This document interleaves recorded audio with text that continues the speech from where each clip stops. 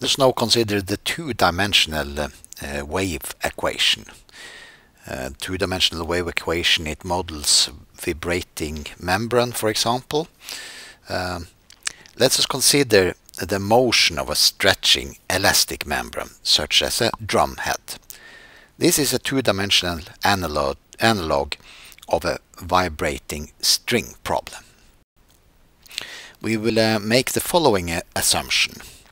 The mass of the membrane per unit area is constant. It's an homogeneous membrane, and the membrane is perfectly flexible and offers no resistance to bending.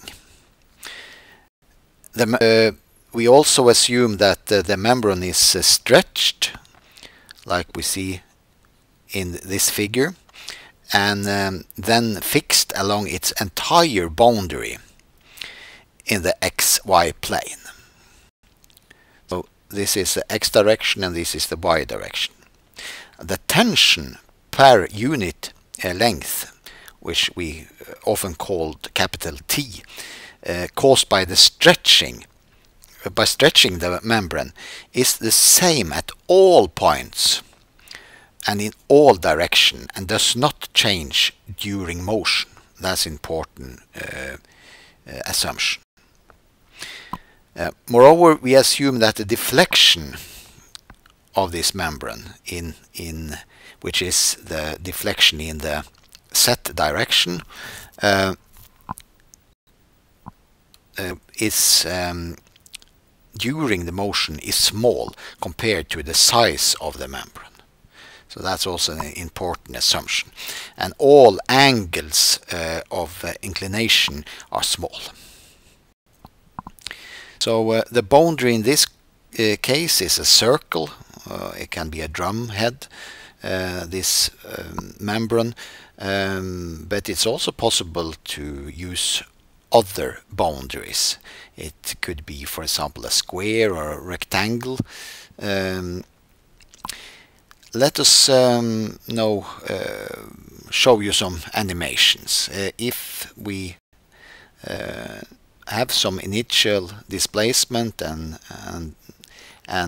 then start the vibration, we can have something which is like this.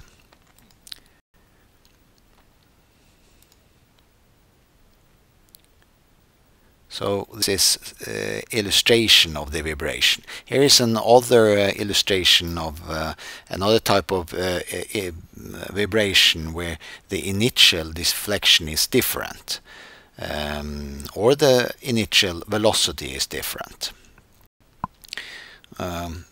Here is the case of a rectangular boundary. The membrane is stretched out to the surface of to the boundary and deflects like this. It can also be something like this.